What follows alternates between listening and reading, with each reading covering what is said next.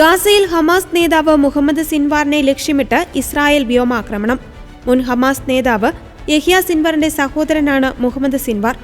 എന്നാൽ സിൻവാർ കൊല്ലപ്പെട്ടോ എന്നത് ഇസ്രായേൽ സൈന്യം സ്ഥിരീകരിച്ചിട്ടില്ല. ഖാൻ യൂനിസിലെ യൂറോപ്യൻ ആശുപത്രിക്ക് താഴെയുള്ള ഭീകര ഗ്രൂപ്പിന്റെ ഭൂഗർഭ കമാൻഡ് സെന്ററിലെ ഹമാസ് പ്രവർത്തകരെ ലക്ഷ്യമിട്ടാണ് ആക്രമണം നടന്നത്.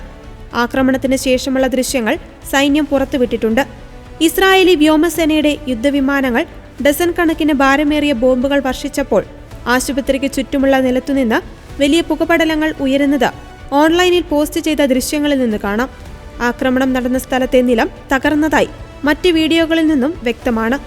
ആക്രമണത്തിൽ 16 പേർ മരിച്ചതായും 70-ലധികം പേർക്ക് പരിക്കേറ്റതായും ഹമാസ് നിയന്ത്രിക്കുന്ന ആരോഗ്യ മന്ത്രാലയം റിപ്പോർട്ട് ചെയ്തിട്ടുണ്ടെങ്കിലും സിൻവാർ കൊല്ലപ്പെട്ടവരിൽ ഉൾപ്പെട്ടിട്ടുണ്ടോ എന്ന കാര്യത്തിൽ കൃത്യമായ വിവരമില്ല.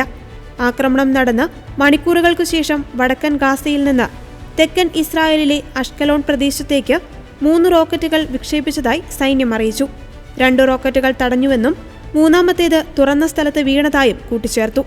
പാലസ്തീൻ ഇസ്ലാമിക് ജിഹാദ് ഭീകര സംഘടന നടത്തിയതായി അവകാശപ്പെട്ട ആക്രമണത്തിൽ ആർക്കും പരിക്കേറ്റിട്ടില്ല. ആക്രമണത്തെ തുടർന്ന് വടക്കൻ ഗാസയിലെ ജബാലിയയിലെ പാലസ്തീനികൾ ഒഴിഞ്ഞുപോകണമെന്ന് IDF മുന്നറിയിപ്പ് നൽകി. മുഹമ്മദ് സിൻവാറിനെതിരായ വധശ്രമം വിജയിച്ചോ എന്ന് സ്ഥിരീകരിക്കുവാൻ സൈന്യം ശ്രമിച്ചുകൊണ്ടിരിക്കുകയാണെന്ന് സുരക്ഷാ വൃത്തങ്ങൾ പറഞ്ഞു. സിൻവാർ തുരങ്കത്തിലായിരുന്നെങ്കിൽ കൊല്ലപ്പെട്ടിരിക്കുവാൻ സാധ്യതയുണ്ടെന്നാണ് സൈനിക ഇന്റലിജൻസ് അറിയിക്കുന്നത്. കൃത്യതയുള്ള യുദ്ധോപകരണങ്ങൾ, വ്യോമ നിരീക്ഷണം, മറ്റ് രഹസ്യാന്വേഷണ വിവരങ്ങൾ എന്നിവ ഉപയോഗിച്ച് ആക്രമണത്തിൽ സാധാരണക്കാർക്കുണ്ടാകാവുന്ന നാശനഷ്ടങ്ങൾ ലഘൂകരിക്കുന്നതിനായുള്ള നടപടികൾ സ്വീകരിച്ചിരുന്നതായും IDF അറിയിച്ചു.